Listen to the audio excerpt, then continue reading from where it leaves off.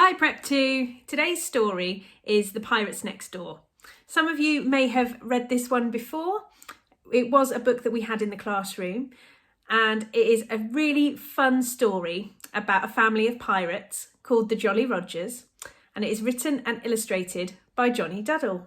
I hope you enjoy it.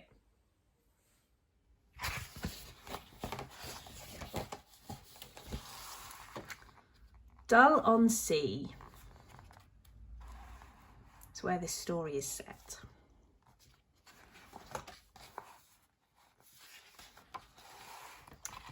Matilda lived in Dull on Sea, a gloomy seaside town, too busy in the summer, and in winter it shut down.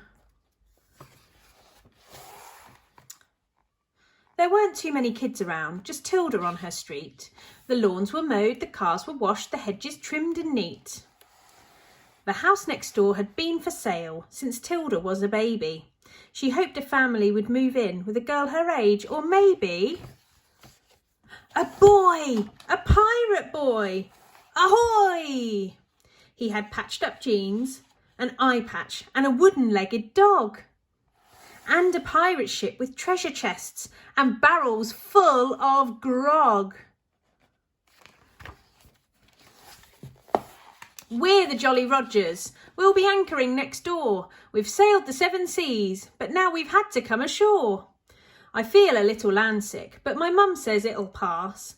That's my mother over there, digging up the grass. That's Dad over yonder, the captain of our crew. He likes to shout, "Ooh-ar!" a lot, 'cause that's what pirates do. Grandpa won't set foot on shore. He's allergic to dry land. The last time that he left the ship, the king chopped off his hand. That urchin there's called Little Nugget. She's a rascal, as you'll see. She ain't learnt to fire a cannon yet, but then she's only 3. Next morning, Tilda blurted, "Life's not boring anymore. Isn't it fantastic that those pirates live next door?" But Mum and Dad were not impressed. The neighbourhood will sneer. The way they dress, the way they speak, they won't fit in round here. Their lad is always playing with the most alarming toys. We'd rather you were friends with normal girls and boys.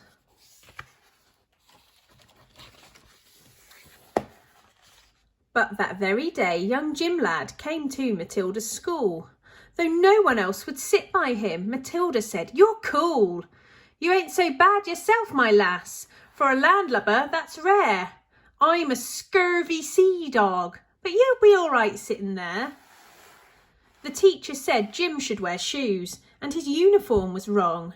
She wrote a note, but Jim replied, "I won't be staying long. We're only here a little while, so Dad can fix our ship. We ain't cut out for life on land. This stay be just a blip. We are the Jolly Rogers, and we need to be at sea. School's just grand, but understand it's a pirate life for me." After school, a neighbour came round for cake and tea. Her name was Mrs. Bumble, from number 33. "Shh! Mrs. Pinky called the council to see what they could do. She didn't live through 2 world wars to have pirates spoil her view." "Isn't it disgraceful on such a lovely street? You'd think they would try to keep their garden looking neat." "They have to go," said Miss Devine, who lived at number 89. "Their teeth are black, their nails are too. This dirtiness just will not do. They never wash, their kids have lice. They really don't smell very nice." "You smell okay." "Thanks." "They wear old clothes and scruffy hats, and I'm told their ships are full of rats." Also cross was Mr. Shah, the grumpy man at 34. He liked to read the paper on his sunlit patio, but the pirate ship blocked out the light, so he said, "They'll have to go. I'd like some peace and quiet, but they're fixing up that boat. Hammering all day and night, that thing will never float." The 2 Miss Yates at 88 told everyone who passed their gate, We saw them grab the postman. They made him walk the plank. It's lucky he can swim, but we're afraid his postbag sank. They scared the ducks, said Mrs. Snooks, and terrorised the park. They boarded people's rowboats and fired cannons for a lark. That's my boy. Hoo-ar! Quack, quack. Driving home from bingo, Mrs. Plum got quite a fright. They were digging up the roundabout in the middle of the night.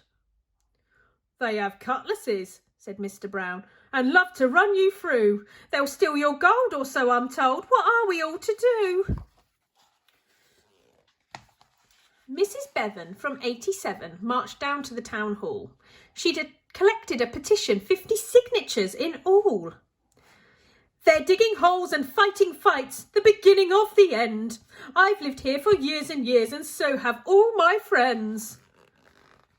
Before you know it, there'll be more. We'll all have pirates lodged next door. The Jolly Rogers cannot stay. You must make them go away.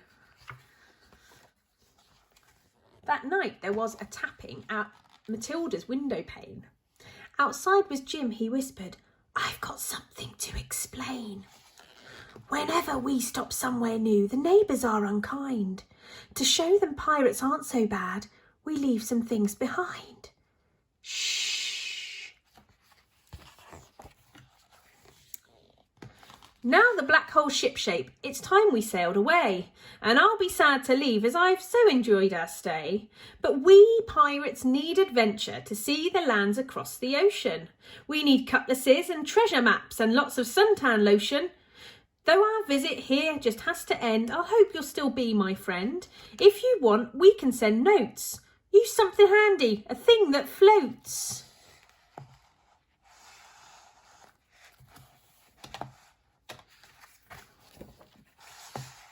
Matilda woke next morning, puzzled by what Jim had said. She vowed she'd keep in touch with him as she struggled out of bed. She opened up her curtains as she stretched and had a yawn. And there, to her amazement, was a cross on every lawn. Wow, look. What's under all those crosses?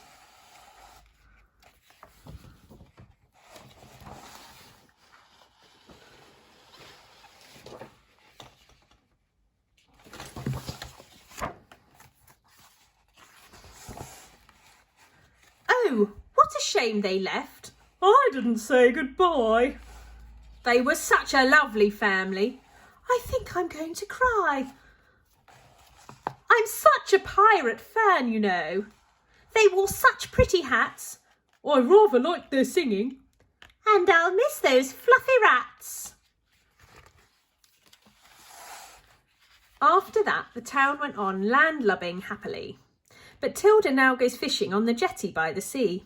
She's waiting for a message to wash up on the shore from her very special pirate friend, the one who lived next door. So now it's the school holidays. You can come aboard our ship. We'll pick you up next Tuesday for a special pirate trip. Jim lad. Woof.